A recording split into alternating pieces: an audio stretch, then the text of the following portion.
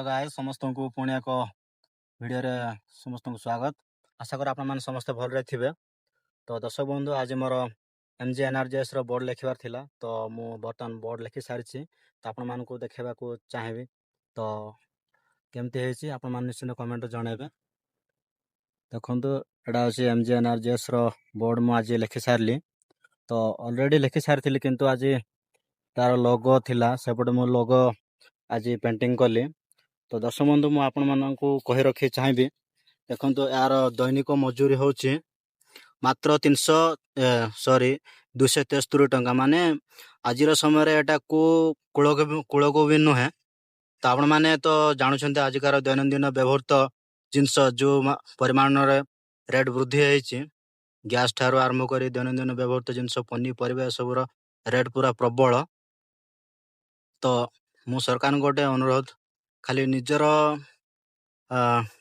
ଉନ୍ନତି କଲେ ହେବନି। ଯେତେ ସବୁ MLA MP ସବୁ ମନ୍ତ୍ରୀମାନେ ଅଛନ୍ତି, ସମସ୍ତେ ନିଜ ନିଜର ଦରମା ବଢ଼ାଇଲେ, କିନ୍ତୁ ଆଜିର ମାନେ ଆମ ପରି ଗରିବ ଦିନ ମଜୁରିଆ ମୂଲ୍ୟାଙ୍କ କଥା କିଏ ପଚାରେ?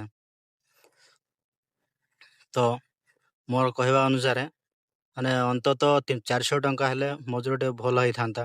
କାହିଁକିନା ମଜୁରୀ କମ୍ ହେବା ଦ୍ୱାରା ଓଡ଼ିଶାରେ ଦାଦନ ଶ୍ରମିକ ବହୁ ମାତ୍ରାରେ ବୃଦ୍ଧି ହେଉଛି, ଯଦ୍ୱାରା କି ବିଭିନ୍ନ ପ୍ରକାର ସମସ୍ୟାର ସମ୍ମୁଖୀନ ହେଉଛନ୍ତି ବାହାର ରାଜ୍ୟକୁ ଖଟିବାକୁ ଯାଇକି।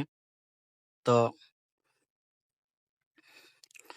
ଯେତେବେଳେ ଭୋଟ୍ ମଗା ହେବ, ଯେତେବେଳେ ଇଲେକ୍ସନ୍ ହେବ, ସେତେବେଳେ ସବୁ ନେତା ମନ୍ତ୍ରୀ ଆମ ଗ୍ରାମାଞ୍ଚଳକୁ ଚାଲି ଆସିବେ, କିନ୍ତୁ ଗ୍ରାମାଞ୍ଚଳର ବିକାଶ କେହି ବି ଚାହାନ୍ତି ନାହିଁ। ତ ଦର୍ଶକ ବନ୍ଧୁ, ଆପଣମାନଙ୍କୁ କହି ରଖିବା ଚାହିଁବି, ଏ ଭିଡ଼ିଓଟାକୁ ଯେତେ ମାତ୍ରାରେ ପାରୁଛ ଟିକେ ସେୟାର କରିବେ। ଆଟଲିଷ୍ଟ ଗ୍ରାମାଞ୍ଚଳର ବିକାଶ ତ ହେଇପାରିବ, ନିଜ ଅଞ୍ଚଳରେ ତ ଲୋକମାନେ ରହିକି କାମ କରିପାରିବେ ନା। ମାନେ 273 ଟଙ୍କାରେ କିଏ ଏବେ କାମକୁ ଆସିବ?